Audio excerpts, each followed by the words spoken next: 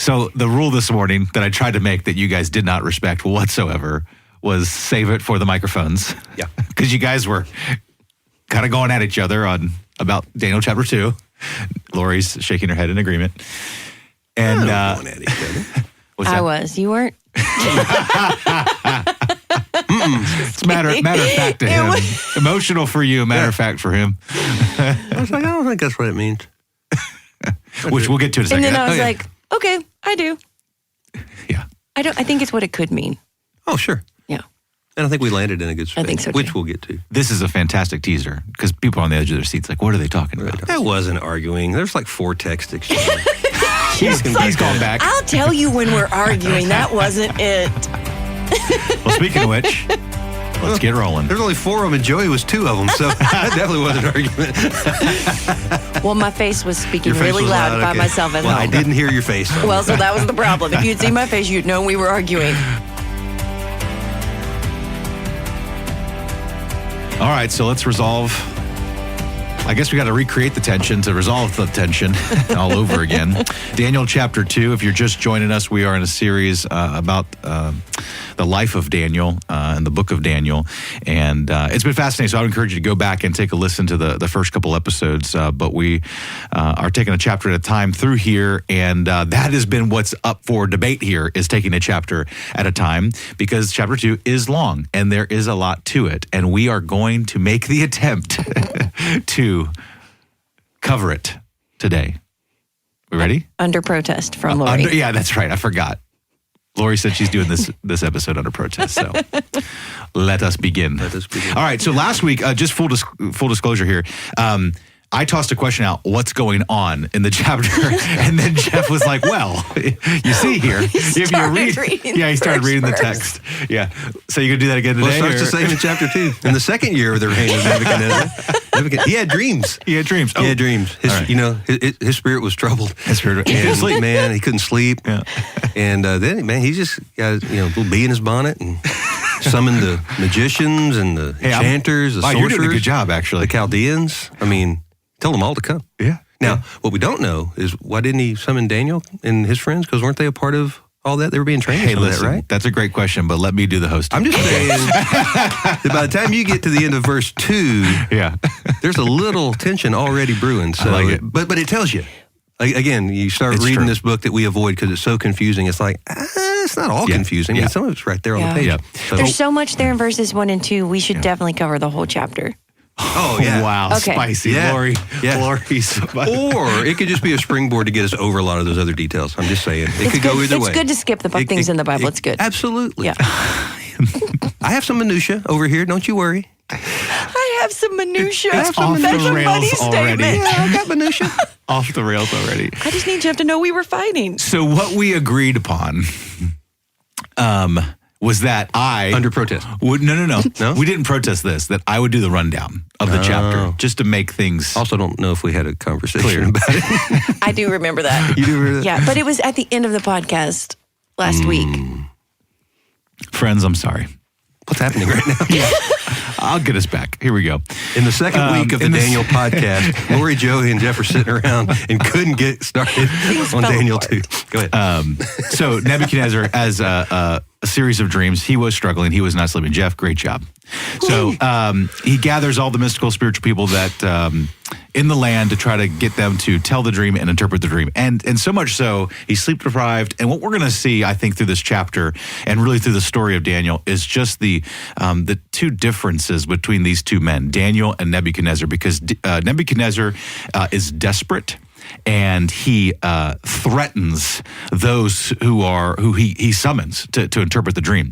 And so he literally says in verse 5 of chapter 2 that this, he says, tell me the dream and the meaning of the dream. And if you don't, you shall be torn from limb to limb. So if anyone ever wondered where that phrase came from, right there in Daniel chapter 2, all right?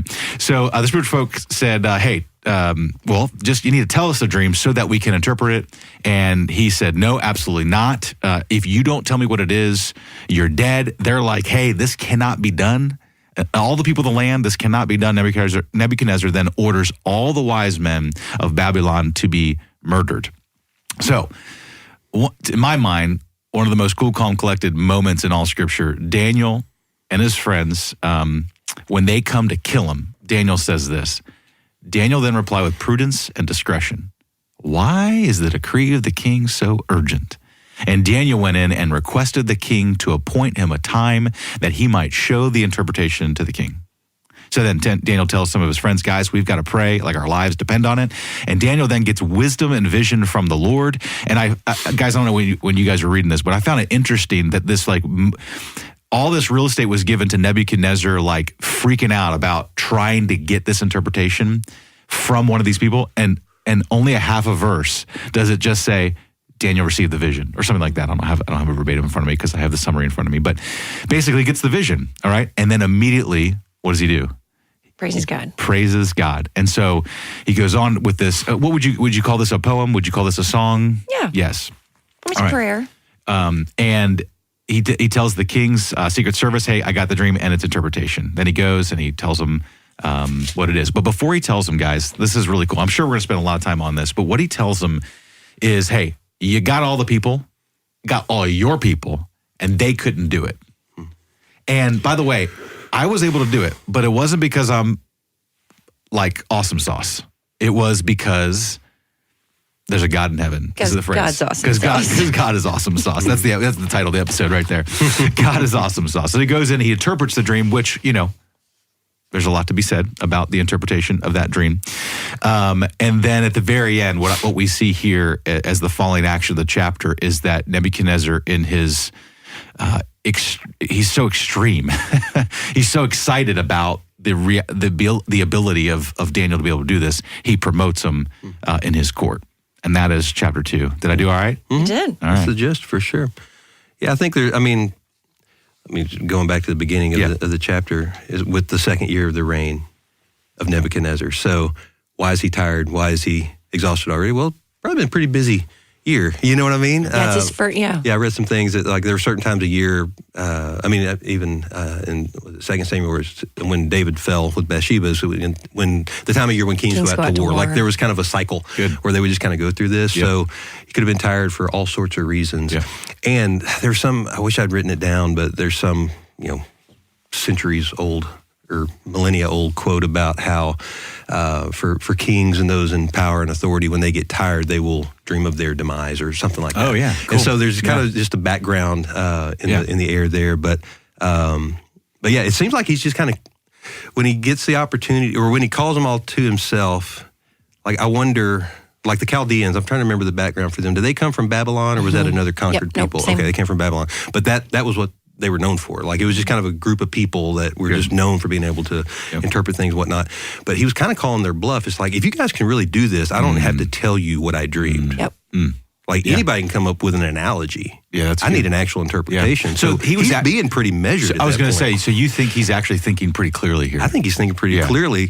Thinking clearly like a person does in like a fight or flight thing. Like I got two options here. Okay. I will come out of this alive. Yeah. I will. Yeah. Kind of thing. So he's going to do whatever he's got to do right then, which is, hey, I'm not putting up with any bull right now. Yeah. If you can really do it, tell me what I dreamed. So it's interesting. Pretty fascinating. Yeah, that is fascinating. I'm glad you brought that context in because, so I think a couple things can be true at once. I think, he's working and operating out of like a natural fight or flight thing, but probably a list, like to your point, he's no dummy because he's a king for a reason. So he's working off maybe some natural, like, skill set or gift set of being able to like discern, and also maybe sleep deprived, desperate as well, and so he's a little bit reactionary. He's a little hasty, and I'm sure he's just going, I'll get rid of y'all and raise up a bunch more people that can do what y'all can't do. It's no big deal to him. You know what I mean? Like there's that power that he has. Yeah. Well, and he's maybe flexible. he is he is a king for a reason, but it's divine right of kings. His dad died the year before. Yeah. And so the kingship went to him. He's early in his reign. Yeah.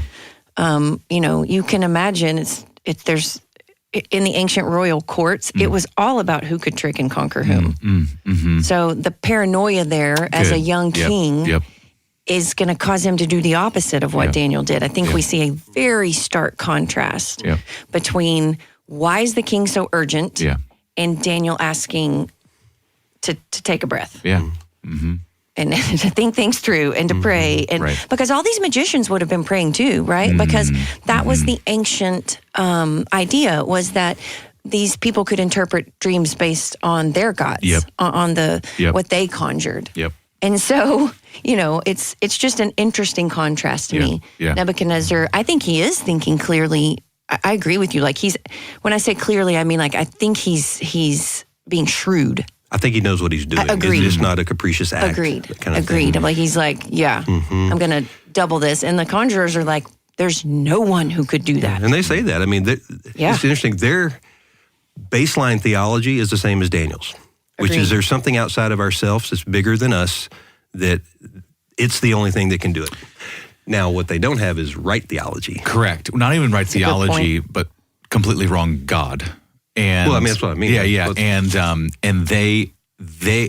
it's a real clear, they were led to a dead end. Their response was, this cannot be done. Yeah. Daniel was different. Daniel said, hold on. Not sure. Got to check in with the big guy. Right. But pretty sure I like my chances better than you guys like your chances. Yeah. Verse 10, 11, the Chaldeans said, there is not a man on earth who can meet your demand. That's true. That is true. That's true. Yep. For no great and powerful king has asked such thing of any magician or enchanter or Chaldean. So they've been getting an easy ride all along. This is the first time their ability has actually been challenged, right?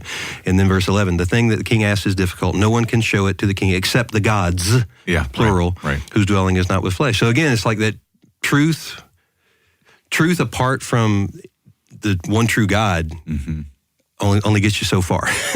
You know what I mean? Might kind of win you an argument, but you're going to lose the war at some point. And that's kind of where they find themselves. Yeah. That is interesting. Can we maybe do a little adjacent lesson here and talk through this? It's interesting. You guys both interpreted and read that Nebuchadnezzar wasn't in haste here. And No. Okay. No, we're both saying he was being quick. Yeah, okay. Being quick. And paranoid. Yeah. And paranoid. Yep. Quick, paranoid, but also very knowing what decisive. Okay. Right. In this paranoia, I mean, it actually says in verse 9, for you have agreed together to speak lying and corrupt words before me. He thinks they're colluding. So in his paranoia, in his lack of sleep, he's like, all you magicians, y'all are conspiring against me, which again, that is very human. Yep. And might be true. To assume that it could be true, to assume that everybody's against you. But I think that his test, I think what Jeff and I were agreeing on, because we're going to argue later, so let's agree on this. I think what Jeff and I are agreeing on is that he was shrewd. Yeah. That he was making him like, okay, this is the way to find out. Yeah. No, that's good, because I really, in my kind of study as I was reading it, I really zeroed in on him and sort of acting more on the wild side, the careless side. That's because you know what's coming later. Yeah. You know what I mean? No, You're like, totally. well, he's going to be wild, kind of wild. And not only that, though, but I just see as the writer writes the story, then you get to verse 14, because I think this is where we want to talk about, is it's just in such sharp contrast to the way Nebuchadnezzar was handling himself. Yeah. Because the words, the descriptors in verse 14 was, Daniel replied with prudence and discretion. What do you guys have about even just that phrase, prudence and discretion, and how he handled himself? It's a different way of saying wisdom, don't you think? I think so too. Yeah, tact. So I did a little bit of word study. By the way, just as an aside, I know that you probably both studied this as well, but starting to verse 4, it switches to Aramaic. Yeah. So that's the place. Interesting. Yeah. And it's so important. I should have talked about this. We'll talk about it again later. Ask me again. Hey, when we get to the part right before he interprets the dream, ask me why it's important. That it switches to Aramaic, but it does. For the all the way to 7. Is it 7? The end of 7. I remember 7 more chapters or chapter 7. Yeah, end of 7. But I did some word study. That's what made me think of that it switched languages. Yeah. And it's basically the word for tact. He assessed the situation. That's the discernment part. And the other part is like diplomacy and tact. I know this will shock you guys. It shocked me to, Colossians 4:6, like let your words be seasoned with grace. That's not flattery, that's wisdom. Yep. You know there's a bigger cause. You're representing something bigger. Yep. yes, will it get you favor with the king and favor with the commander and favor that we saw? Yeah, it will. That's the bonus, but it's about representing God. Well, and I love that you just brought that up because none of Daniel's actions was motivated by what he could get in an earthly way. You know what I mean? You think? You don't think he was trying to save his life? I think he was trying to save his life, but I don't think it was like, I'm going to get hot, I'm going to get a promotion, I'm going to whatever. Oh, for like, sure, I think he didn't think that. He was very God-centered in all of this. I agree. Yeah. But I think it's both. Right. Sure. I think he was God-centered and it benefited him, but that wasn't his motivation. That's right. Yeah. I do agree with you. Right. That wasn't his motivation. Yeah. And think how startled he would have been, because again, for some reason, he and his friends weren't summoned with everybody else. Yeah. Why weren't they? So the only thing he's finding out about is the punishment. He didn't even know what's going on. Yeah. So, I mean, just that extra level of what did I do? You know, that's not his question. Yeah. Right. You know, what did I do to deserve this? That's where most of us go in that. I mean, it's kind of where the king went. It's like, well, how's this impacting me? He's not even thinking about his kingdom. He's thinking about himself kind of thing. So, all right, guys, you ready? Because verse 16, and Daniel went in and requested the king to appoint him a time that he might show the interpretation to the king. Now, you read from the NASB. I think what's instructive about this for our listeners is the version of your Bible can determine how you understand a passage. Yeah, for sure. So mine says, so Daniel went in and requested of the king that he would give him some time in order that he might declare the interpretation to the king. So we have appoint him a time or give him some time. Yep. That colors how you understand that passage. Yes, and it's half and half. Well, yeah. So if you look at the different translations, half of it, if you look at half of them say sometime, give him some time, and the other half are say appoint him a time, like get an appointment. Yeah, and I don't want to assume anything here. So just real quick, there are word for word literal translations from original copies and languages, and then there is translations from existing English copies, and there's a whole range of that. NASB and ESV are both in the same category that they are translations from here. They're not trying to put phrases together; they're putting words together. And the range is going to yes, there are like paraphrases. I wouldn't call it translation. Right, like the message. I think translation would be thought for thought or word for word. Right. That's kind of the two poles. Yes. And so NASB, ESV is like 1 degree closer to thought for thought than NASB or vice versa. You said it right. Right there. NASB is 1 degree more word for word. Yeah. Still trying to preserve what the original author meant by what he said, but trying to put it in a way that's not wooden, and so precise that it doesn't have any feel or any meaning to it anymore. It's just a bunch of words on a page kind of thing. So they both do that. Yeah. But again, it's like, is he asking to get in front of the king or asking for some time to decide how he wants to do this? You know what I mean? It's like, so that's where when I go forward, and this is just Bible, not that you didn't do this, but just good Bible study method. It's like, okay, if you rip that verse out of context, nothing salvific is going to fall apart. But it could impact how you understand the story if that's where you stopped. So, if you... Can we just clear up, what you're defending here? Yeah, what I'm defending the way the ESV writes it, which is the king to appoint him a time, meaning... An appointment. I would like to get in front of the king. Right. Can you make that happen? Right. Because the thing he does next, he doesn't waste any time at all. So it's not like he's asking for time. He literally goes to his house, tells his friends, tells them to pray, and then God, shows him in a vision, or vision of the night. So I guess that would have been in a dream, basically. So I guess he gets at least about a good 12-hour run, that kind of thing. Which is time. But is that what he asked for? Or is that just when the king could let him go? I don't know that it matters. My Bible study method is to look at what comes before it as well. That is fascinating. Which is the contrast of the urgency. Right. There's a definite contrast between those words. And there's another word for me. And again, I don't think Jeff is wrong. I really don't. I just think it's a different way to read it. There's another verse where we actually use the word appointed and then the king appointed. It's a different... My Bible translated it differently. And so I don't know why those two words, if they mean the same thing, got translated differently. Jeff was right. He probably did. What if he asked for an appointment and it gave him time? Correct. Yeah, so I mean, it's probably both. Correct. And so that translator didn't need to give all those options. Right. You just, because it's not the main point of the story. Exactly. And this is why it's so great that there's three of us. Because you're going to break the tie? No. Go, Joey, fix it. No, and I think it just is a cause reminder that we always hold these things in tension, and often it's not uber black and white. It's for sure. a little bit of gray, because in verse 13, so the decree went out, and the wise men were about to be killed, and they sought Daniel and his companions to kill them. So regardless, they were about to be slayed, and the word time was used. Right. And it did give them more time to not be killed, to not be murdered.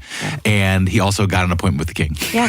Well, and what he did with his time, whether it was because of the is appointment, the more important that's part. the more important part. Right. The more important part is what he does with his time. Yeah, absolutely. All right.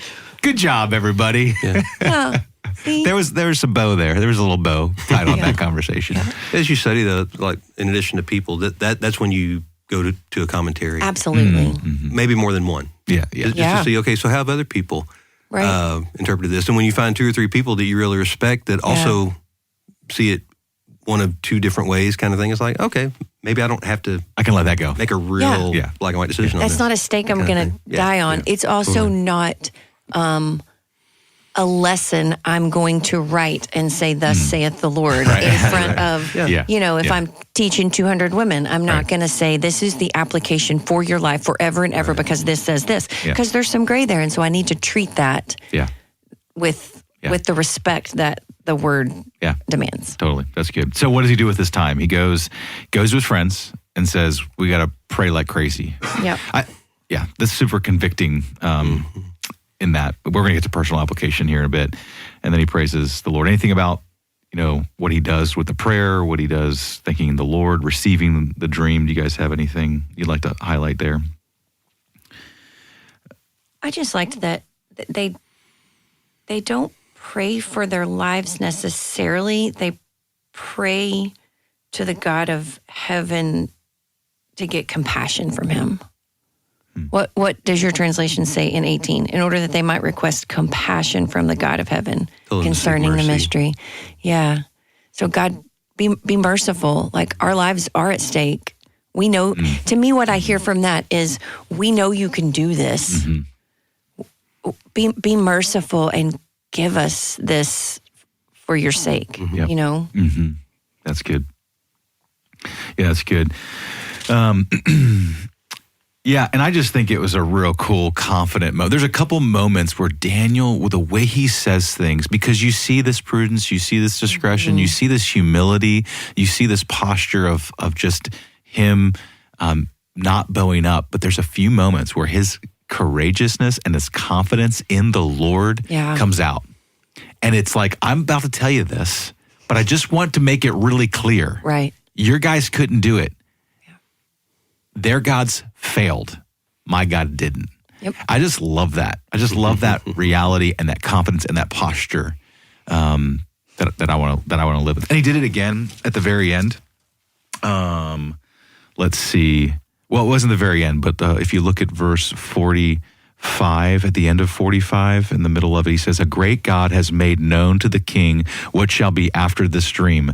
The dream is certain and its interpretation sure. Again, just another certain, sure. Confident, courageous, bold. Like, this guy was killing people. Yeah. Like, he was slaying people, and he had the audacity to be like, this is it. Yeah, and Nebuchadnezzar heard that, like we talked earlier. Nebuchadnezzar heard that as, my God is certain, and my God is sure. Yeah. Because dream interpretation represented a God. Yeah. And so I love that. And we said this earlier, I think, while we were recording, but the point of it, I think, is the time, the slowing down. Yeah, the prudence. The prudence, right? But there is this dream. And so let's hit on that briefly a little bit on what's in the dream. And Lori, this is the part where you're protesting. You had a grimace. I can't believe we're not going to talk about 20 through 23, but can we do it at the end? Let's keep going. Talk about the dream. Talk about what? 22 through 23 has some Listen, I asked. He gave me listen. Sure. I asked if you had anything about his prayer and his dream, and you did. You did the compassion, mercy part. That wasn't the prayer. The prayer starts in 20. Okay. What do you guys say about 20 and 23? I just love these verses.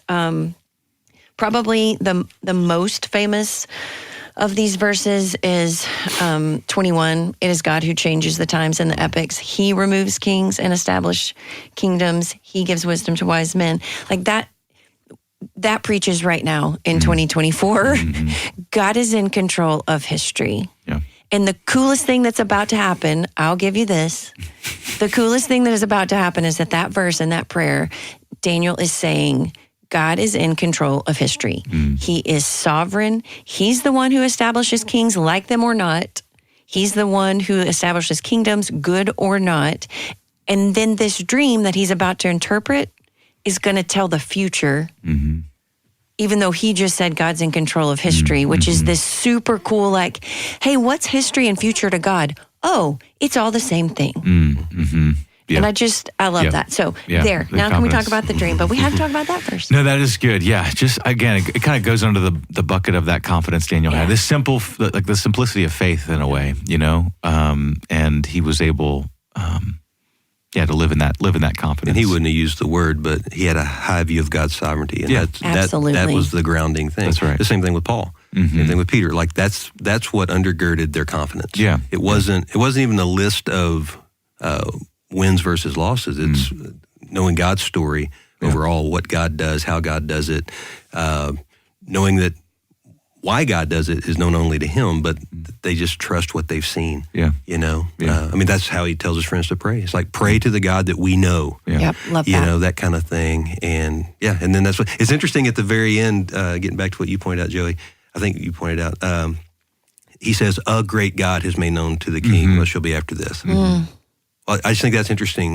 The one true God, like he doesn't double down on his theology then, but he still somehow, I don't know, just there's so much there, but undergirding all of it is just he knows who God is. Yeah. Yeah. Well, and maybe that's because he also knows who Nebuchadnezzar is. I don't know. Well, because he and his friends had learned somehow to survive in the chaos that is Nebuchadnezzar. Totally. And that kind of goes back to the conversation last week. There's an adaptation to understand your surroundings and understand who Nebuchadnezzar is, that he could still kill you. And also, I'm going to honor the Lord, and I'm going to be bold, and I'm going to be courageous. So there's this tension, this balance. Yeah, and this is where that timestamp in verse 1, he'd been here about a year. Yeah. Right. Like that's quick assimilation. Yeah. Yeah, totally. Yeah. That's very quick. It shows how wise he was. Yeah. How, all the words that we used to describe him earlier. Yeah. Okay, so the dream. We want to do a quick summary? Yeah, do a quick summary. Okay. Yeah, I mean, there's 4 kingdoms represented. Yeah. What is it? Babylon, Medo-Persia, Greece, and Rome. Okay. And the gist of it is all these either exist now or will exist. All of them will end. All of them will end suddenly, even. Some of them will be, mixed power, mixed whatever. At the end of the day, the only kingdom that's going to remain is God's kingdom. At this point, they wouldn't have had a category for Christ's kingdom or anything like that. Right. But ultimately, the God of heaven will set up a kingdom, verse 44, that shall never be destroyed, nor shall the kingdom be left to another people. So all these other kingdoms, they're going to start, they're going to end. And you know what? As powerful Nebuchadnezzar as you are, at some point, everything you have is going to be somebody else's. Yeah. But not so with God. Yeah. Yep. That's the gist. Anything That's you it. add? That was good. Ooh. Hey, I'm back. Wow. Back, baby. Well, this really is Jeff's principle of teach it in 30 seconds or teach it in an entire podcast. So we chose 30 seconds, and that was about as good as you can do it in 30 seconds. There you go. That was really good. Expert. Awesome. Then I don't know if this, I'm just thinking about, we know this to be true about kingdoms, that they come and they fall. But I'm like walking on eggshells a little bit here. Why then is there just such a force behind Christian nationalism? Oh boy. Like he went there. Yeah, I was wondering where that was going, and that wasn't even in my top 5 of that was going to end up. I guess we know that there's one unperishable kingdom. Yeah. So what is the angst of I have an answer. Okay. Because they think that somehow God's kingdom is of this world. Oof. Which goes back to our point we make a lot around here, is when Christians don't act like Christians because they're not a people of the word. When you know the word, you trust the word. When you be more like Daniel as opposed to Nebuchadnezzar, because Nebuchadnezzar's life was his kingdom, the earthly kingdom. Yeah. Daniel's was of the imperishable kingdom. Right. The way I sometimes like to explain it is that we have to think of ourselves as dual citizens. Yeah. We are a citizen of this earth and of the country we live in. Sure. The already not yet tension. Yeah, but we are a citizen of heaven. Right. We are a citizen of the kingdom Right. of heaven. Right. In the now and the not yet. And and guess which one wins in the end? Only one of those. So if our allegiance isn't first and foremost to the kingdom of heaven, we're not going to be acting right in the kingdom of whatever country we're in. So it's interesting. So kind of, I'm pulling all the threads back together, putting in the ball of yarn over here that we've talked about. So we, the like partial theology versus real theology kind of thing, or partial truth versus total truth. And then the idea of the king knowing that they're just going to give him the analogy that best suits their interests. Right. Doesn't have to be true, it just has to sound good kind of thing. What would they have told him had he given them that information? The kingdom was going to last forever would have been his. Invariably. They would not have said to him, you're going to be the first to go. Like in all these, like you're not even third or fourth, like you're first. Right. So there's so much to come after you. Wow. Yeah. I mean, Yeah. that would have set him up, right? And so there, he had a little kingly wisdom there, or at least a little kingly savvy. We'll call it savvy versus wisdom. Yeah. But and then Daniel's courage to give, like that's not good news to him, but it's true. Yep. But he trusted, again, back to God's sovereignty. So we prayed for mercy. We prayed for God, what would you say, compassion. Yeah. So whatever we get, we feel like God's going to answer that request for what we ask. Be nice if it was in this life. Yeah. But it's like there's just so much there when you put it all together. Yeah. No, that's really good.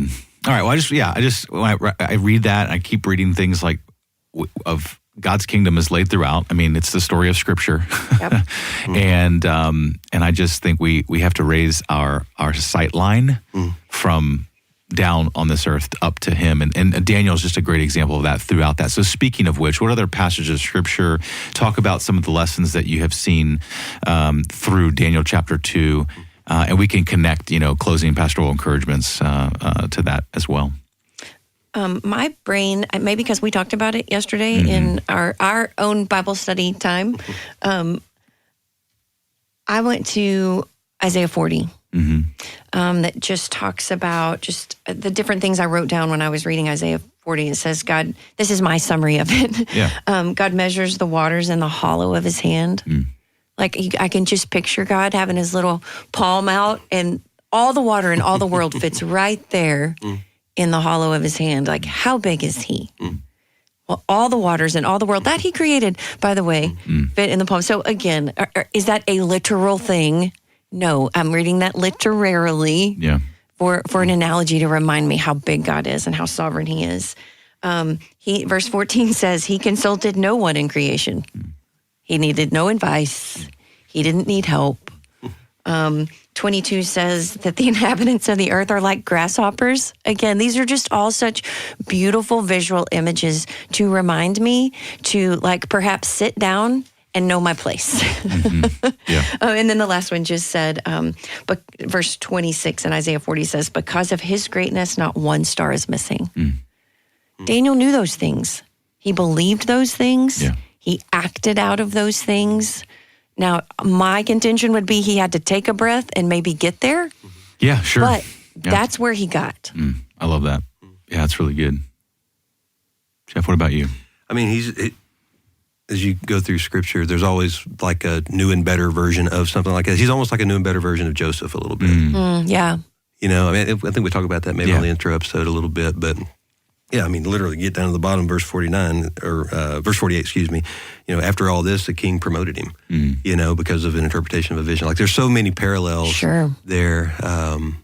Yeah, it's good. This passage stands on its own in a lot of ways. I mean, there's just so much good. There is. Theology, encouragement, application, all the things. History, poetry, there's all the genres. Mine was a little similar to yours, Lori, just in the sense when I read through Scripture, in this passage and really throughout Daniel, and I might continue to come back to this, just the contrast between Daniel and Nebuchadnezzar. And I think Nebuchadnezzar had a scarcity mindset, and we kind of talked about with the kingdom perspective, but it was a scarcity mindset. I need, I want, I fear, I'm scared, I'm going to threaten people. I think a scarcity mindset leads to hysteria, it leads to chaos, it leads to an unsettled and unrestful soul. Yep. But I think that Daniel models a surplus mindset, not a scarcity mindset, a surplus mindset that my Lord and God is bigger than anything. He is in complete control. And so I can have rest, and I can, and I just want to be more like Daniel. And so when I think about that in other places of Scripture, I just think of God's constant reminder of his promises, and constant reminder that he'll never leave us or forsake us. Yep. I wrote down Joshua 1, when he's talking to, Joshua after Moses just died, and they're mourning and they're scared and they're about to conquer the land, and they don't know what they're going to do because their leader is dead. And, again, he shows up and he goes, no one's going to stand before you. He goes, I'm going to be with you, and I'll never leave you or forsake you. And so he says, then be strong and courageous. And he says, be strong and courageous 3 or 4 times within just a few verses. Based on what? Based on the fact that God will always be with them. And I just think Daniel lived with that reality. And so I think I don't want us to be a scared people. I don't want us to be a people that are acting out of fear, but out of resolve, out of prudence, and out of discretion. Yeah. So, guys, this conversation today, it's so interesting. My set of notes might have been wide, but it certainly wasn't deep. But talking with you guys about your perspective on your study, enriched, thank you. Just my overall understanding of the text, and challenged me and encouraged me. I want to encourage our listeners in the same way. It's one thing to do your own Bible study. You should be in it. But theology should be done in community.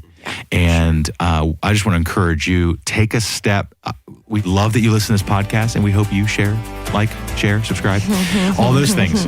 But man, talk about this with somebody else. Talk about your study with somebody else. It's so much better when you're doing life together, when you're in the Word together with other people. So, all right, Daniel chapter 3 next week. We'll see.